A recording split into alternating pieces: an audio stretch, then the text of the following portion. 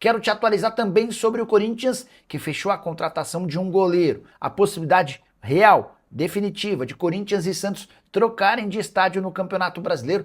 E fala também sobre o Corinthians, que acrescentou mais uma posição na lista de reforços para a temporada. Do Corinthians e a busca por reforços, João Ricardo, do goleiro do Fortaleza, e Alisson, volante do São Paulo, serão contratados ou não?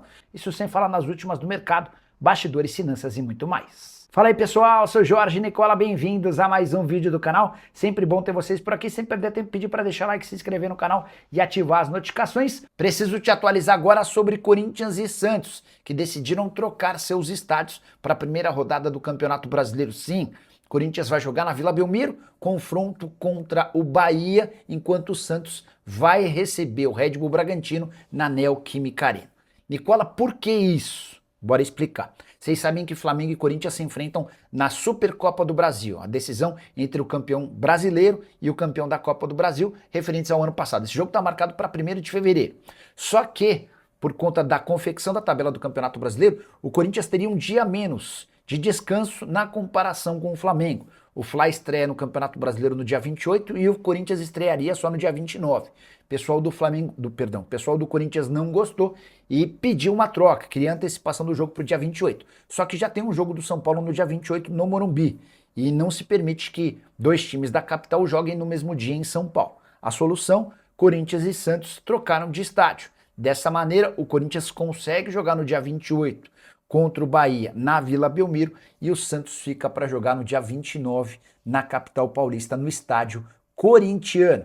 Quais os próximos reforços no Corinthians? Timão segue de olho em um atacante, um volante e agora a especulação é de um goleiro. João Ricardo, 37 anos de idade, titular absoluto do Lion, enquanto Marcelo Paz era o CEO do clube, passou a ser um alvo.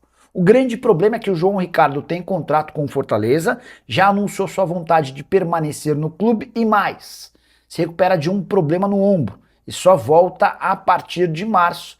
Para que o Corinthians feche com o João Ricardo, haveria a necessidade de esperar até março.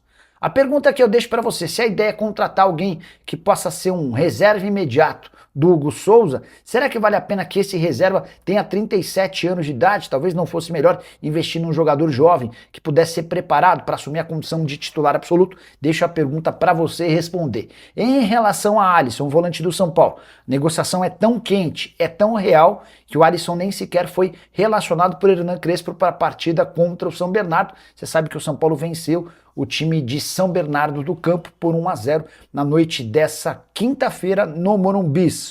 Daqui a pouco eu falo sobre esse jogo, só contextualizar.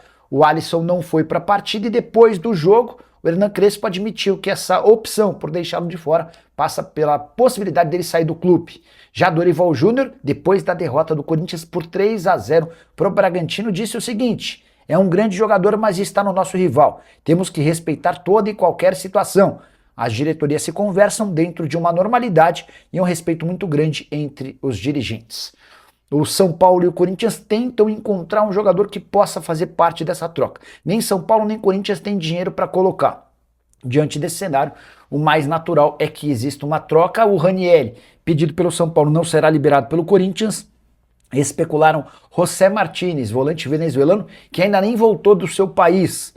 Ele alega que não consegue se reapresentar, apesar de outros jogadores da Venezuela já estarem no Brasil. Isso só queima o filme do Martínez. Informação que eu tenho do empresário do Martínez é de que não há negociação para que ele vire reforço do São Paulo.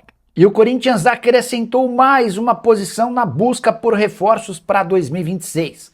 Depois de fechar com Gabriel Paulista, Pedro Milans, Matheus Pereira e Caio César, ou seja, um zagueiro, um lateral direito, um volante e um atacante de lado de campo, o Timão ainda busca de forma prioritária um lateral esquerdo e também um volante e mais um ponta.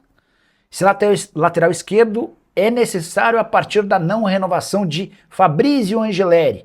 Tratativas para a renovação do contrato do jogador acontecem há mais de um mês e não avançaram. Tudo porque quando ele deixa o futebol espanhol e vem para o Brasil, ele recebe a promessa do Augusto Melo de que em dezembro teria direito a um reajuste salarial. O Augusto foi embora, nova diretoria entende que precisa reduzir em pelo menos 30% o custo da folha salarial para 2026 e o Corinthians não é capaz de alcançar as cifras pedidas pelo Angeleri. Até por isso, já há um mapeamento, especialmente no mercado brasileiro, para a contratação de alguém que possa concorrer com o Matheus Bidu.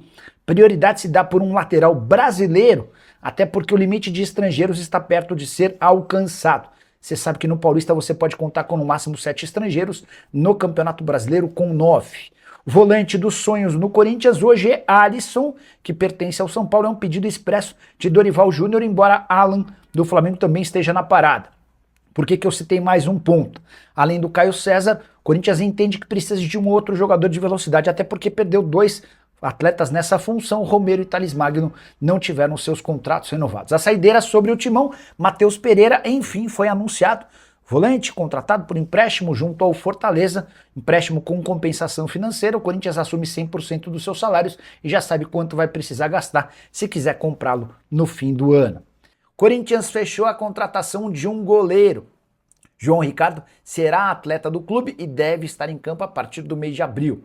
João Ricardo, que pertence ao Fortaleza, passou por cirurgia no ombro em outubro e vai estar à disposição a partir do fim do mês de março, início do mês de abril. Ele chega por empréstimo com opção de compra. O Corinthians assume 100% dos salários do jogador. João Ricardo é um cara da confiança do Marcelo Paz e que também foi aprovado por Dorival Júnior. O fato de custar alto pro Fortaleza, que vai ter de baixar sua folha por jogar a Série B, acabou sendo um trunfo nas negociações. Corinthians, que já havia contratado o Gabriel Paulista para a zaga, o Pedro Milans para a lateral direita, o Matheus Pereira para a função de volante e o Caio César como atacante. Mais reforços devem chegar. Corinthians busca um lateral esquerdo, busca mais um volante e busca outro atacante de lado de campo. Contar que o Matheus Pereira, que foi anunciado nas últimas horas, vai custar 2 milhões de dólares caso o Corinthians queira comprá-lo do Fortaleza em dezembro. Ele já fica à disposição do técnico Dorival Júnior para o clássico desse final de semana contra o São Paulo. Vitinho, revelado no São Paulo e vendido para o futebol mexicano, foi oferecido. O Corinthians ainda não tomou uma decisão sobre o que fazer em relação a essa possível negociação. Lucas Piton vendido para a Turquia. O Timão tem 40% do valor. Checa essa informação para mim, Jean.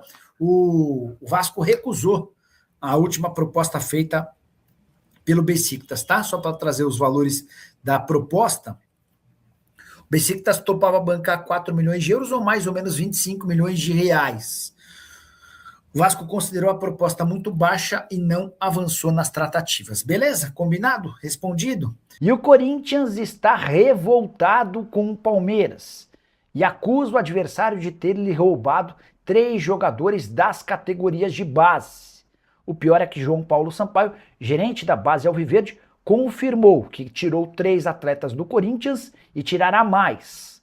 Só para lembrar que essa treta começa no ano passado, quando o Corinthians, entre aspas, rouba um jogador da base do Palmeiras. Na oportunidade, ambos os clubes estavam integrados, faziam parte do movimento dos clubes formadores. Movimento esse que é presidido pelo João Paulo Sampaio, o gerente da base do Palmeiras. O João ficou revoltado com a saída desse atleta, até porque existia um código de ética entre os clubes, para que não se tirasse jogador da base de um rival integrante do MCP. A partir daí o Corinthians foi excluído do movimento dos clubes formadores e passou a ser punido com não convite a vários torneios de categorias de base.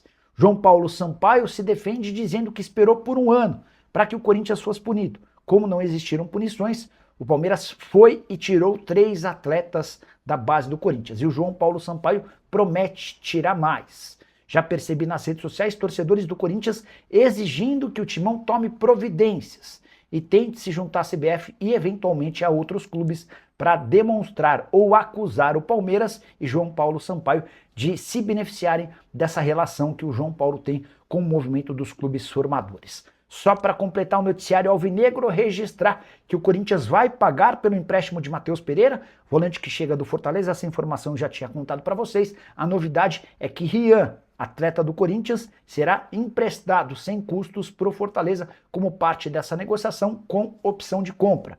A saideira do Corinthians, Antônio Oliveira, ex-comandante do Timão, decidiu processar o Corinthians cobrando R$ 500 mil que não foram pagos após sua demissão em 2024. Mas muito obrigado por você ter acompanhado o nosso vídeo até aqui. Não esqueça de deixar o like, inscreva-se no canal, ative também o sininho das notificações para você não perder nenhum conteúdo. Um grande abraço para você e até o próximo vídeo. Fui!